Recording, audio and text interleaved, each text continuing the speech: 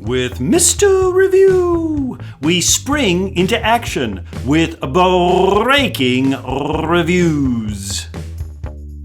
Hello, friends. Mr. Review was a little fuzzy and blurry last time.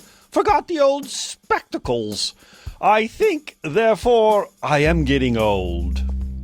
Say, we're looking at American ideologies and political beliefs. Last time we looked at how demographics influence. We call this political socialization. How do I learn how to think politically? Of course, the number one input in our political ideologies and beliefs would be family. Oh, yes, mama and dada, brother and sister. Tremendous influences in how we think. Political science suggests that our partisan ID is shaped more so by family than any other indicator, including demographics. This is why political scientists often say zip code is destiny. That's right.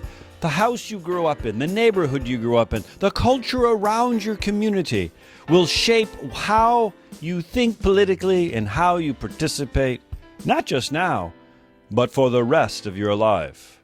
Political socialization. It's how I learned to think politically. Mr. Review, springing into action with breaking reviews.